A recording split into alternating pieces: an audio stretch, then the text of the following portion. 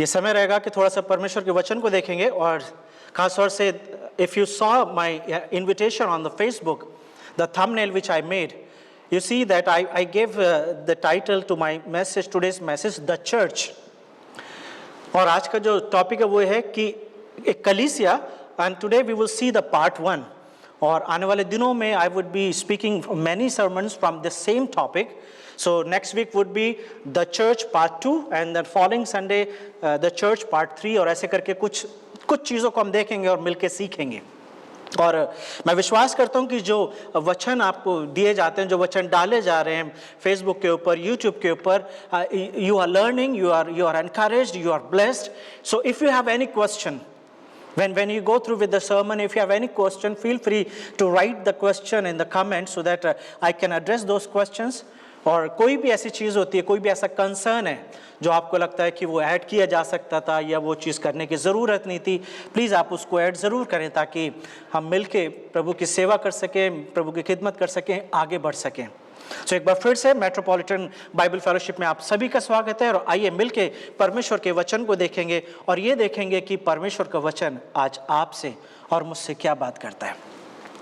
तो जैसे कि आप जानते हैं कि जब टाइटल ये है द चर्च, तो किससे बोलते हैं church? What was the need that Jesus created? Jesus invented the church. Jesus said that I am going to lay the foundation of the church upon Peter. यीशु मसीह ने मत्ती की किताब में बुक ऑफ मैथ्यू चैप्टर 16 वहाँ पर यीशु मसीह जो है कलीसिया की फाउंडेशन रख रहे हैं. और जब कलीसिया की फाउंडेशन रख रहे हैं, सिर्फ मत्ती की किताब एक ऐसी किताब है जहाँ पे कलीसिया के बनाए जाने की बात की जा रही है, कलीसिया के रखे जाने की बात की जा रही है. And Jesus is also talking about the message which Jesus gave to the church. So first of all, why Jesus build the church and what is the message of the church? क्या reason है कि परमेश्वर ने, प्रभु यीशु मसीह ने कलीसिया की स्थापना करी है? और जैसे कि last Sunday we were talking about that the fellowship is the DNA of the church. If you think about the church, then definitely you have to also think about the fellowship, because church and fellowship, they are not two different things. इसलिए जब हम प्रेरितों के काम के दूसरे chapter को देखते हैं, जहाँ पे हम लास्ट वीक हम बात कर रहे थे, तो हमने इस चीज को देखा था कि किस तरीके से कलीसिया में लोग जुड़ते गए और एक फेलोशिप में they came under one a beautiful fellowship where they have everything in common. वो एक साथ दुआ कर रहे थे, रोटी तोड़ रहे थे, घरों में मिल रहे थे और एक दूसरे की मदद कर रहे थे. and they were paying attention to each other's need. And they were learning from the apostles. तो कहाँ पे कैसे कलीसिया की स्थापना हुई है? तो पहले हमने लास्ट संडे यही देखा था कि कलीसिया की स्थापना तब होती है जब लोग बचाए जाते हैं. So first we are saved, then we become part of the church. And when we become the part of the church, we start growing in Christ. इसलिए मैंने लास्ट संडे जब बात कर रहे थे तो यही बोला था कि अक्सर हम कलीसिया के बाहर बचाए जाते हैं और कलीसिया के अंदर हमारा दोबारा से निर्माण होता है. We are saved outside the church, but when we come in the church, we start growing and glowing for Jesus. And today we will see that Jesus is talking about the church, which is a new concept for the people. I don't know when Jesus said, जब प्रभु यीशु मसीह ने ये बोला कि मैं एक कलीसिया स्थापित करूंगा, तो चेलों को कुछ समझ में आया होगा. क्योंकि जब इस चीज की बात की जा रही है, कलीसिया की बात की जा रही है, उस वक्त कलीसिया नहीं थी, उस वक्त कोई चर्च नहीं था. Yes, people have the synagogues, the Jewish people have synagogues, but not the church. So in the book of Matthew chapter 16, Jesus is proclaiming, he's declaring about the church. And he's saying that soon there would be a church. There would be a body of Christ. एक ऐसे लोग होंगे, ऐसा झुंड होगा जो एक साथ मिलेंगे. They will pray together, they will eat together, they will learn together, and they will grow together. And they would become the witness of Jesus throughout the world. पूरे समाज में, पूरी दुनिया में चर्च जो है वो प्रभु यीशु मसीह के विटनेस बनेंगे. और जब प्रभु यीशु मसीह कलीसिया की स्थापना करने की बात कर रहे हैं, so before Jesus laid the foundation of the church, Jesus gave the message of the church. इससे पहले कि कलीसिया की स्थापना की जा रही है, यीशु मसीह वहां पर बात कर रहे हैं कि कलीसिया का मैसेज क्या होगा। You can read with me book of Matthew chapter 16 from verse 13 onwards. मत्ती की किताब उसका 16वां अध्याय और 13 से मैं आपके सामने देखूंगा, but we would be dwelling in verse 16 and 17, but we have to understand, so we will read from verse 13। 13 से पढ़ेंगे समझने के लिए। वहां पर ऐसा लिखा हुआ है, यीशु कैसरिया फिलिप्पी के देश में आकर अपने चेलों से पूछने लगा कि लोग मनुष्य के पुत्र को क्या कहते हैं। उन्होंने कहा, कितने तो यूहन्ना बपतिस्मा देने वाला कहते हैं, और कितने एलिया, और कितने यिर्मयाह और भविष्यद्वक्ताओं में से एक कहते हैं। उसने उनसे कहा, परंतु तुम मुझे क्या कहते हो? शमौन पतरस ने उत्तर दिया कि तू जीवित परमेश्वर का पुत्र मसीह है। यीशु ने उसको उत्तर दिया कि हे शमौन, योना के पुत्र, तू धन्य है, क्योंकि मांस और लहू ने नहीं, परंतु परमेश्वर मेरे पिता ने जो स्वर्ग में है ये बात तुझ पर प्रकट करी है। So all of a sudden we see that now Jesus was doing ministry in Judea, and Jesus came out from the Judea, and now Jesus is in the Gentiles territory. अन्य जातियों के समाज में, अन्य जातियों की भूमि में, अन्य जातियों के बीच में है कैसरिया फिलिप्पी। कैसरिया फिलिप्पी उस जगह का नाम है। तो क्या रीजन रहा होगा कि यीशु मसीह वहां पर आए? पहला रीजन ये है कि जब यीशु यहूदिया में मिनिस्ट्री कर रहे थे, Pharisees were always behind Jesus.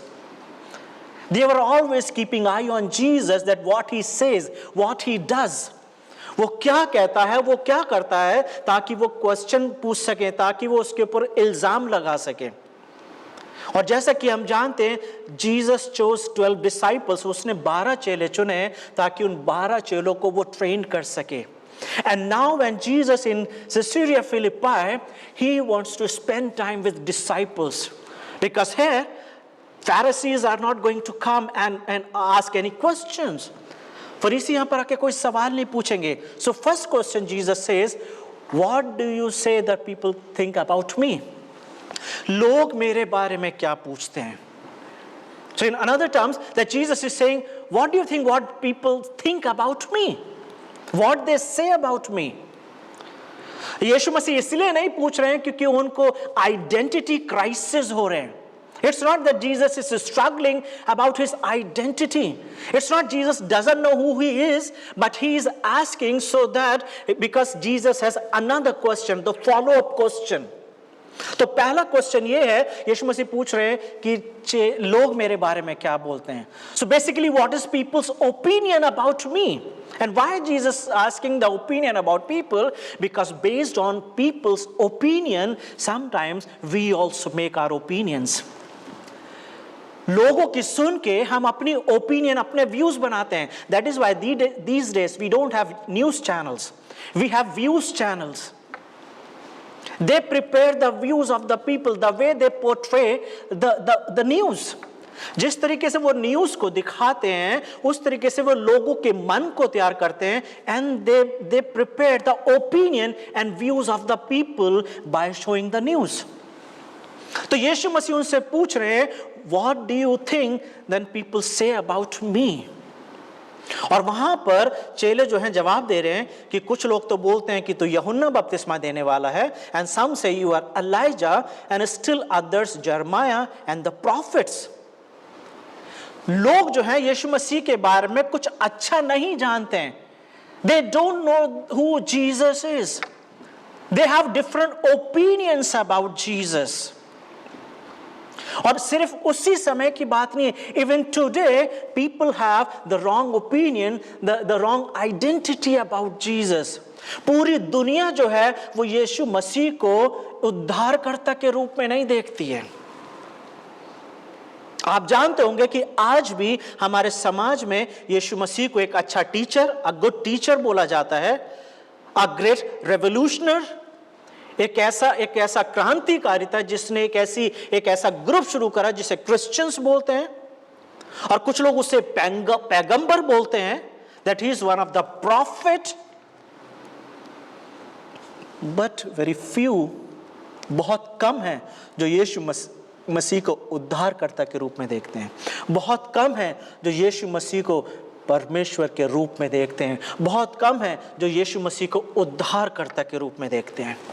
और मेरी दुआ है कि जब आज सरमन खत्म हो तो आपके पास भी एक सॉलिड आंसर हो, आपको पता हो कि यीशु मसीह कौन है। यीशु मसीह जानना चाह रहे हैं चेलों से कि लोग तो मेरे बारे में ये बातें करते हैं, बट व्हाट डू यू से who is the son of man, लेकिन तुम मेरे बारे में क्या बात करते हो। पहले यीशु मसीह ने पूछा कि चेले मेरे की दुनिया मेरे बारे में क्या बात करती है, लोग मेरे बारे में क्या बात करते हैं। फिर यीशु मसीह पूछ रहे हैं the follow up question, but what do you think about me.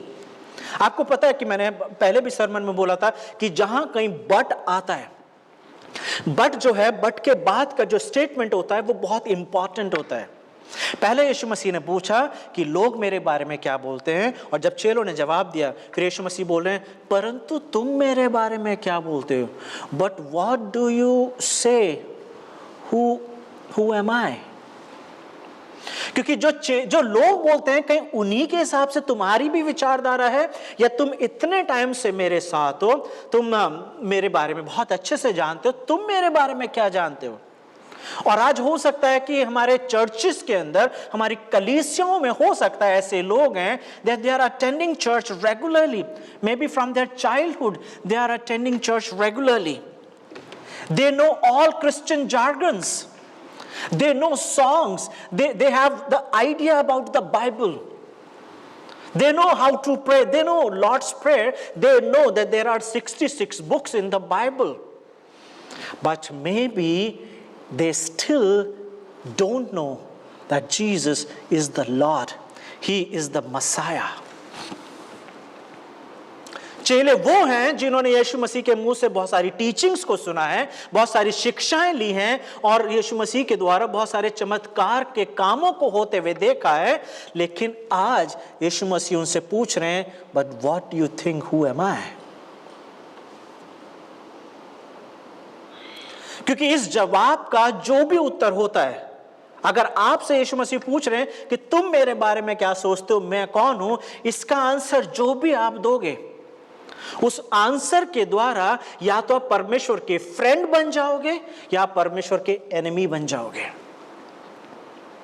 Because if my opinion is not right about God, if my understanding, if my knowledge is not right about God, that means I am not in a right relationship with my God. अगर मैं अपने परमेश्वर को अच्छे से नहीं जानता हूं, अगर मैं अपने परमेश्वर के बारे में मुझे ज्यादा चीजें नहीं पता है, तो इसका मतलब यह है कि मैं उसकी अच्छे से आराधना भी नहीं कर सकता। If I don't know my God rightly, then how I can worship my God? If you worship the God, then you should know this God. इस परमेश्वर को जानना जरूरी है। और पतरस ने जवाब दिया, You are the Christ, the Son of living God. You are the Christ, the Son of living God. और जब पतरस ने ये जवाब दिया that you are the Christ, the Son of living God, ये जो स्टेटमेंट है, this is the message of the church for the world.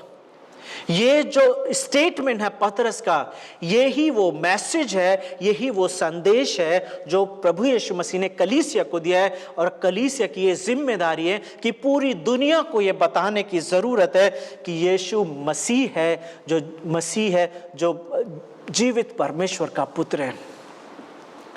यीशु जीवित परमेश्वर का पुत्र मसीह है। अगर कलीसिया, अगर चर्च इस मैसेज को प्रोक्लेम नहीं कर रहा है, if church is not proclaiming this message, then definitely whatever church is doing, the church is not following the rule, the principle, the idea of Jesus.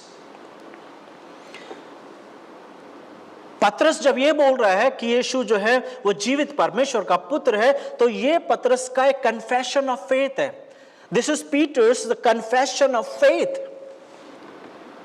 लेकिन यीशु मसीह उसे करेक्ट कर रहे हैं। यीशु मसीह बोल रहे हैं कि तूने जो मुझे अभी जवाब दिया है ये तेरी तरफ से नहीं आया, ये मेरे पिता ने जो स्वर्ग में है तुझे ये बताया, तेरे मुंह में ये शब्द डाले हैं, तेरे मन में ये बातें डाली हैं ताकि तू इन बातों को बोल सके। क्योंकि अगर परमेश्वर पिता ने पतरस को ये मैसेज नहीं दिया होता, ये हेल्प नहीं करी होती कि वो यीशु मसीह को जीवित परमेश्वर का पुत्र जान ले, तो हो सकता है पतरस भी यही बोलता और चेले भी यही बोलते कि तू कोई प्रॉफिट है, you are one of the पैगंबर, may be you are ELISA.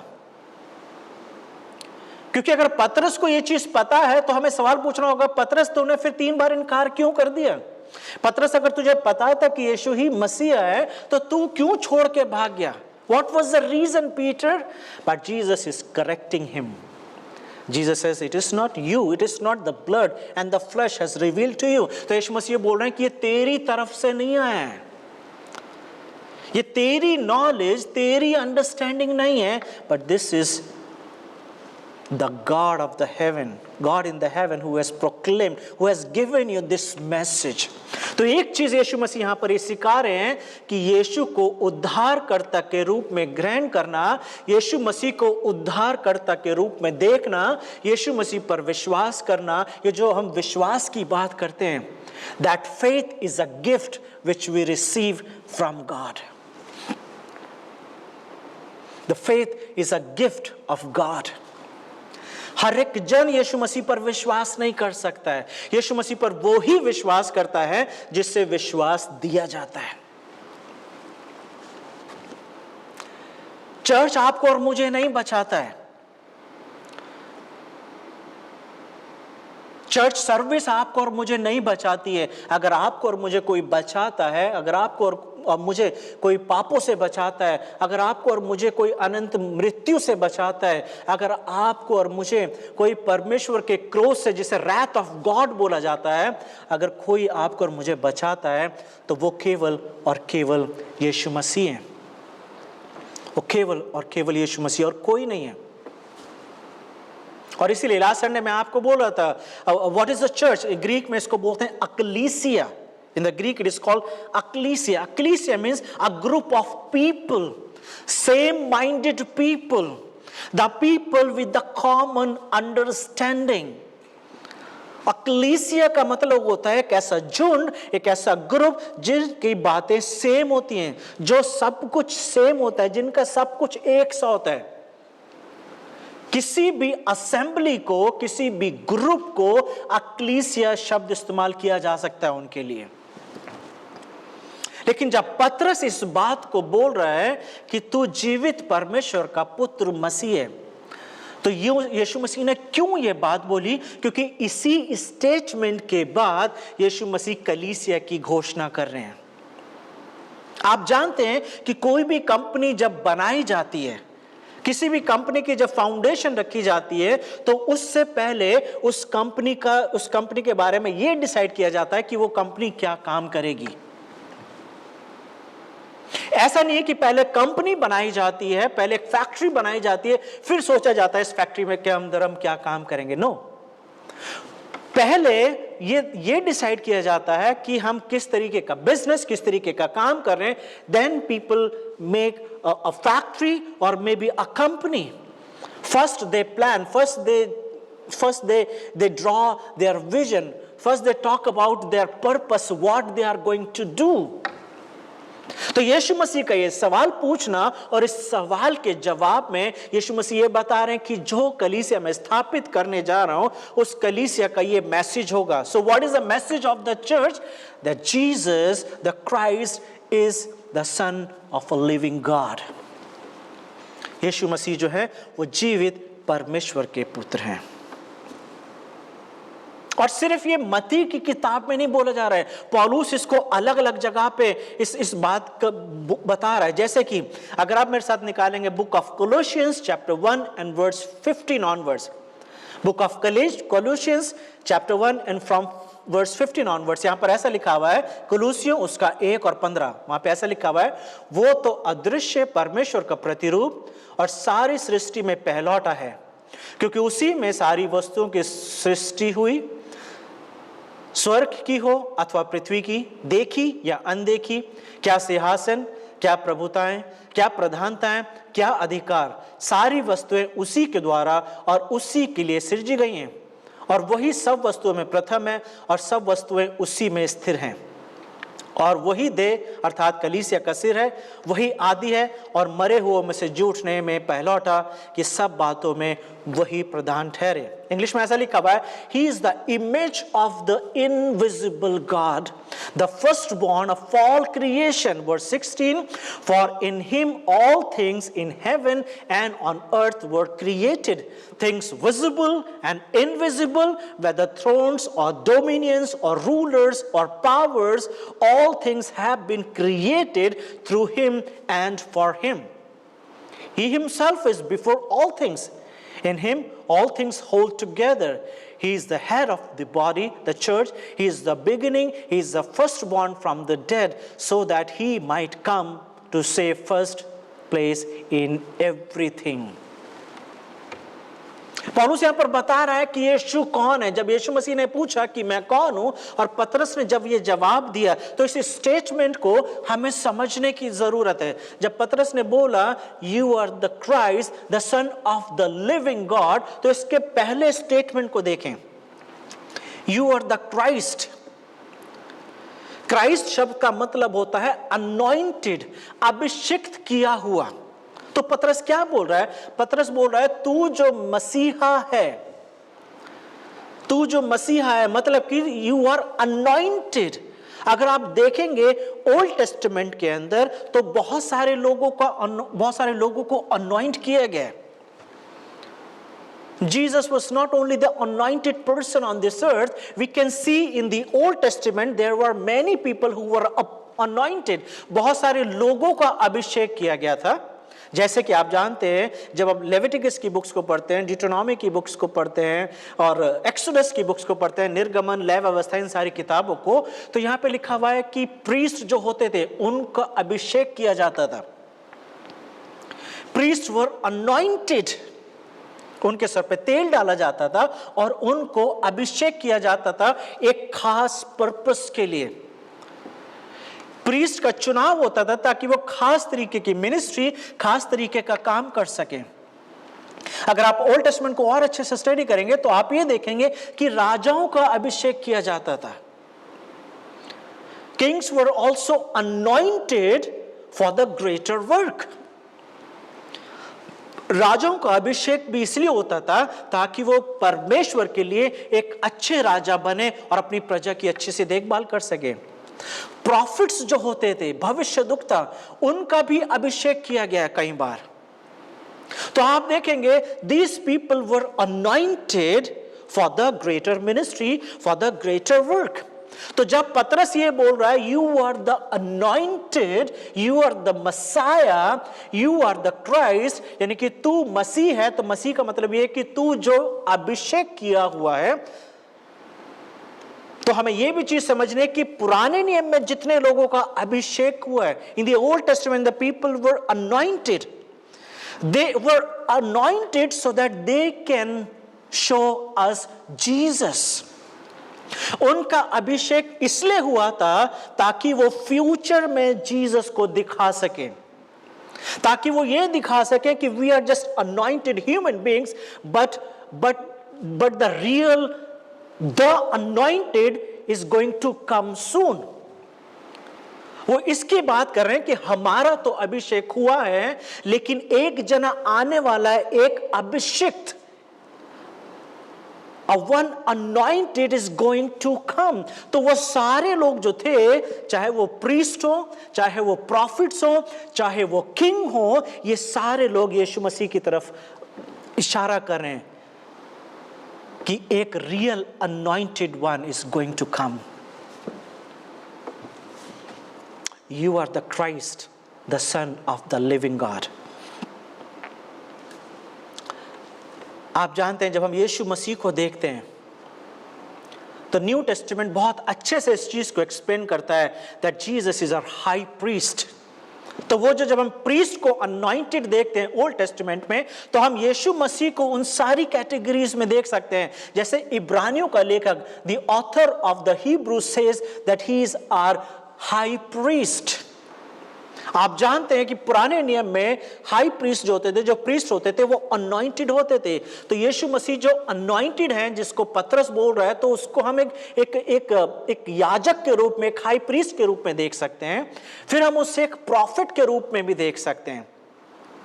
Jesus is also considered a profit, a like profit. अगर आप ड्यूटोनॉमी देखेंगे, ड्यूटोनॉमी यानी कि व्यवस्था विवरण, उसका 18 और उसकी 15, व्यवस्था विवरण उसका 18 की 15, ड्यूटोनॉमी चैप्टर 18 एंड वर्स 15, वहां पर ऐसा लिखा हुआ है, तेरा परमेश्वर यहोवा तेरे मध्य से, अर्थात तेरे भाइयों में से मेरे समान एक नबी को उत्पन्न करेगा, तू उसी की सुनना। This was the prophecies made by Moses for Jesus. मूसा ये बोल रहा है कि मेरे तरह तुम्हारे बीच में से, तुम ही में से परमेश्वर एक नबी को उत्पन्न करेगा और तुम उसकी सुनना। और आप जानते हैं इसी वर्ष को प्रेरितों के काम उसके 2 अध्याय की 3 वर्ष में, और जब स्तिफनुस को मारा जा रहा है, Stephen was killed, so before he was killed he also used the same verse in chapter 7 verse 37. सो प्रेरितों का काम 2 का 30 या प्रेरितों का काम 7 का 37 में इसी वर्ष को यूज करते हुए स्टीफन इस चीज को बोल रहा है, स्टीफनुस इस चीज को बोल रहा है कि ये वही नबी है जिसे तुमने मार दिया है, और ये वही नबी है जो सारी सृष्टि का उद्धार करता है। और आप जानते हैं यशाया जो है वो यीशु मसीह को एक राजा के रूप में दिखा रहा है। He is the prince of peace. प्रकाशित वाक्य की किताब मुकाशिफा, book of revelation, also shows Jesus as a prince. He is the king of king and the lord of lord. इसलिए मैथ्यू जो है, मत्ती जो है, वो जब अपने सुसमाचार को लिख रहा है तो अपने सुसमाचार के द्वारा वो यीशु मसीह को एक किंग के रूप में दिखा रहा है। He is presenting Jesus as a king. तो जब पतरस ने ये बोला, you are the Messiah, you are the anointed one, so Peter is saying you are anointed priest, you are anointed king, you are the anointed prophet. And this is the message of the church. अगर church यीशु मसीह को एक Messiah के रूप में नहीं दिखा रहा है, अगर चर्च कलीसिया को, अगर समाज को कलीसिया के द्वारा यीशु मसीह की पहचान एक राजा के रूप में नहीं दिख रही है, एक अभिषिक्त के रूप में नहीं दिख रही है, एक अनॉइंटेड के रूप में नहीं दिख रही है, तो इसका मतलब कहीं ना कहीं चर्च जो है इस मैसेज को भूल गया है। यीशु मसीह से पहले उस कंपनी को शुरू करें, उस चर्च को शुरू करें, यीशु मसीह उसके मैसेज को स्थापित कर रहे हैं। Jesus is the Messiah. Philip Yeshu Masih को देखना चाहता था। यूहन्ना उसका 14 का 9, book of John chapter 14 verse 9, वहां पे फिलिपुस ने बोला कि तू हमें पिता को दिखा। यीशु मसीह ने बोला, हे फिलिपुस, मैं इतने दिनों से तुम्हारे साथ हूं और क्या तुम मुझे नहीं जानते? और फिर यीशु मसीह आगे बोल रहे हैं, जिसने मुझे देखा है उसने पिता को देखा है। तू क्यों कहता है कि पिता को हमें दिखा? यूहन्ना 10 और उसके 38 में लिखा हुआ है, परंतु यदि मैं कहता हूं तो चाहे मेरी प्रीति भी ना करो, परंतु उन कामों की तो प्रतीति करो, ताकि तुम जानो और समझो कि मैं पिता में और पिता मुझ में है। और इसलिए पौलुस बोल रहा है, he is the image of invisible God, and that is the message of the church. अगर आप एक पास्टर के रूप में आज का सरमन सुन रहे हैं, तो मैं आपको एनकरेज करना चाहता हूं कि आपकी और मेरी ये जिम्मेदारी है कि हम इस समाज को, इस पूरे संसार को यीशु मसीह की सही पहचान दें। आपको बताऊं, बड़ा दुख होता है, कई बार यीशु मसीह को लोग सिर्फ एक सीनियर डॉक्टर के रूप में ही देखते हैं। For many people Jesus only can heal people. लोग इसलिए यीशु मसीह के पास आते हैं ताकि उनकी बीमारियां ठीक हो सके, बस। और बीमारियां ठीक हो जाती हैं तो वो चले जाते हैं और वापस नहीं आते हैं।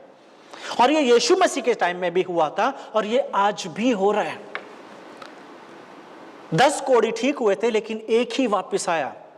कितने लोगों को यीशु मसीह ने चंगाई दी अपने जीवन काल में जब वो पृथ्वी पर थे, लेकिन हर एक जन यीशु मसीह के पीछे नहीं चला। हर एक जन ने यीशु मसीह को फॉलो नहीं करा है। लेकिन आज कलीसिया को एक मैसेज दिया गया है ताकि इससे पहले कि लोग यीशु मसीह को एक हीलर के रूप में देखें, उन्हें यीशु मसीह को एक सेवियर के रूप में देखना जरूरी है। और दूसरा भाग, that you are the son of the living God, कि तू जीवित परमेश्वर का पुत्र है, ये वाला भाग यीशु मसीह का रिश्ता परमेश्वर पिता से कराता है। पहला भाग कि तू मसीहा है, यीशु मसीह को एक अभिषिक्त के रूप में दिखाता है, that he is the anointed one। और सेकंड भाग यीशु मसीह का रिश्ता परमेश्वर से स्थापित किया जाता है, that he is the image of invisible God। यूहन्ना की किताब में लिखा हुआ है, no one has seen the father, किसी ने भी पिता को नहीं देखा है, केवल पुत्र ने और उसी ने लोगों के ऊपर प्रकट करा है। No one has seen the father.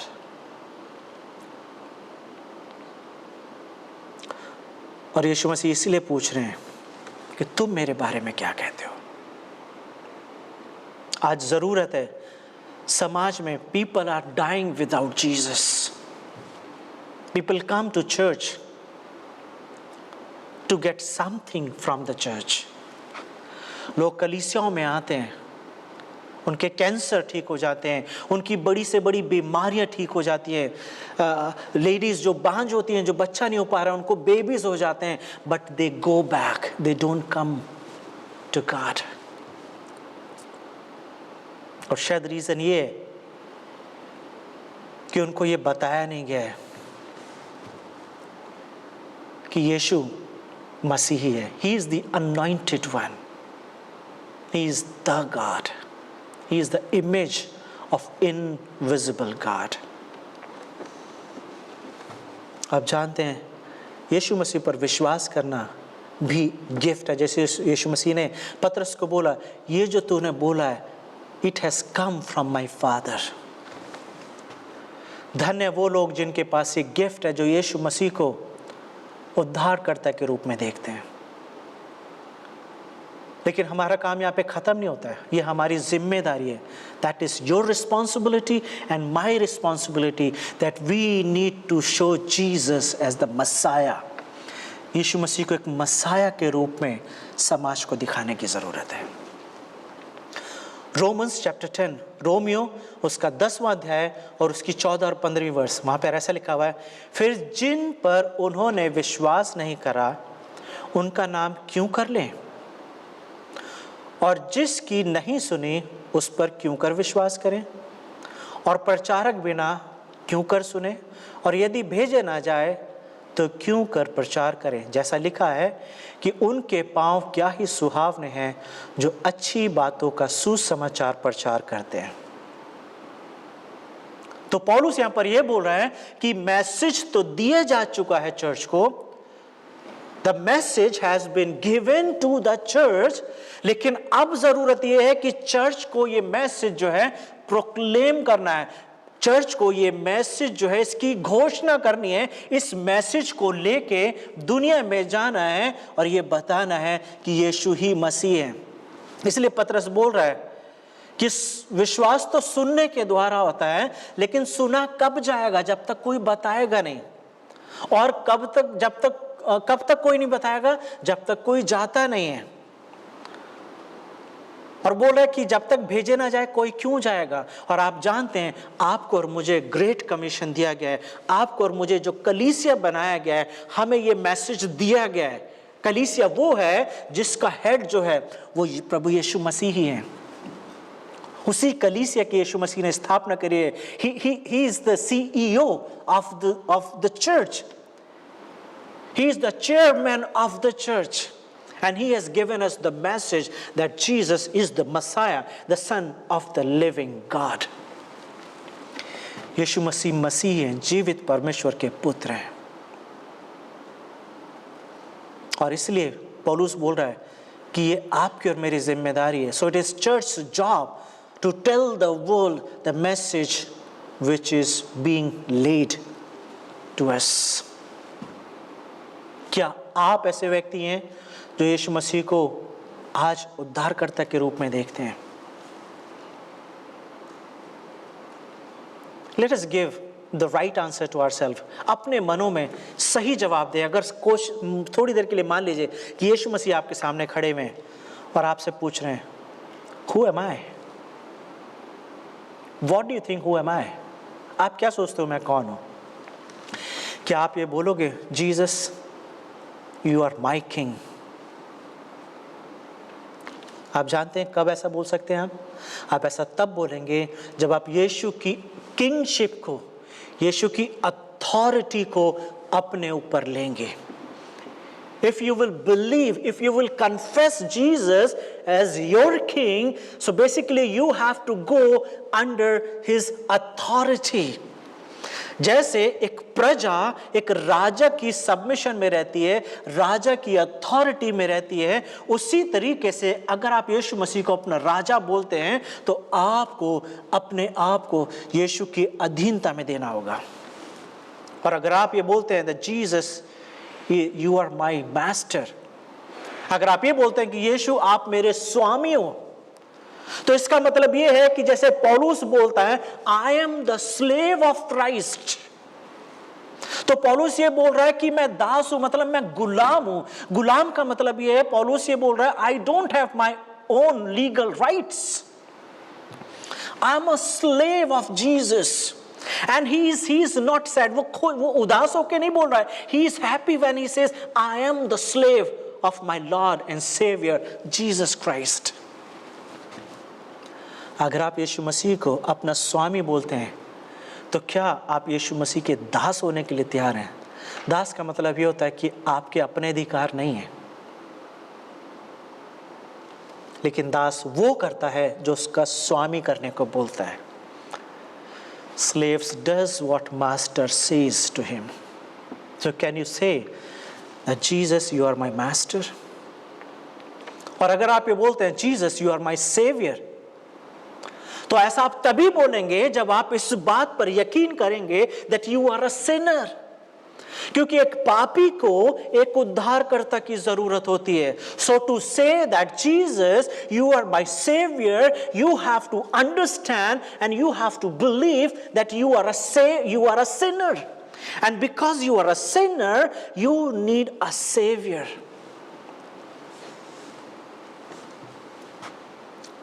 क्या आप अपने आप को एक पापी के रूप में देखते हैं क्या? Because Jesus not only forgives you, but he reconciles you with his heavenly Father. यीशु मसीह सिर्फ आपको और मुझे माफी नहीं करते हैं, लेकिन परमेश्वर पिता से हमें फिर से मिला देते हैं. वो जो अदन की वाटिका में वो जो रिश्ता टूट गया था, उस रिश्ते को फिर से यीशु मसीह जोड़ देते हैं. So, will you say with me that Jesus, you are my savior? Or Jesus, you are my redeemer? क्योंकि आपने मुझे मेरे पापों को क्षमा नहीं करा है, लेकिन मेरे अंदर जो पापी स्वभाव है आपने वो भी मुझसे दूर कर दिया है. And that is called the redeemer. So will you say, Jesus, you are my redeemer? या आप बोलोगे, Jesus, you are the anointed one, you are the Christ, you are the Christ. यीशु मसीह, आप वो अनॉइंटेड हैं जिसका मैं इंतजार कर रहा था, जिसके द्वारा मैं बचाया गया हूं, जिसके द्वारा पूरी दुनिया बचाई जाती है. Because you are the only hope of the world. अगर ये 6 बातें मैंने आपको बताई हैं, अगर इन 6 बातों में से आप कोई भी चीज अपने लिए बोलते हो, तो आपको वैसा बिहेव करने की जरूरत है. It's your attitude. Your attitude will change when you will see Jesus, the Messiah, the Son of the living God. And that is the message of the church. तो मेरी दुआ है कि प्रभु आपकी मदद करे ताकि आप यीशु मसीह को एक मसीहा के रूप में देखें और अपने कलीसिया के द्वारा, अपने समाज के द्वारा आप यीशु की सही पहचान लोगों को करा सके। अगले हफ्ते इसी का हम दूसरा भाग देखेंगे। आइए दुआ करें। प्यारे प्रभु जी, हम आपका धन्यवाद देते हैं कि आपने प्रभु आज हमारी मदद करी कि हम इससे पहले कि चर्च की स्थापना हो प्रभु, आपने चर्च को वो संदेश दिया जो कलीसिया के सेंटर पॉइंट बनेगा, वो मैसेज जो कलीसिया को, जो चर्च को प्रोक्लेम करना है, वो मैसेज जो चर्च को पूरी दुनिया को देना है, उस मैसेज को प्रभु, ये मेरी दुआ है कि हर एक चर्च, हर एक कलीसिया इस मैसेज को ज़ोर शोरों से प्रोक्लेम कर सके, ताकि प्रभु यीशु मसीह के नाम से बहुत सारे लोग बचाए जा सकें। हर एक सुनने वाले को प्रभु आप ब्लेस करें, ताकि हर एक जन जिसने आज का वचन सुना है प्रभु, वो यीशु मसीह को उद्धारकर्ता के रूप में, यीशु मसीह को एक रिडीमर के रूप में, यीशु मसीह को एज अ मास्टर रिसीव कर सके, यीशु मसीह को एक सेवियर के रूप में रिसीव कर सके, यीशु मसीह को पूरी तरीके से अपना बना सके। धन्यवाद देते हैं कि आपने हमारी दुआ को सुन लिया। यीशु मसीह के नाम से इस दुआ को मांगते हैं, आमीन। आइए गीत और गाएंगे और इस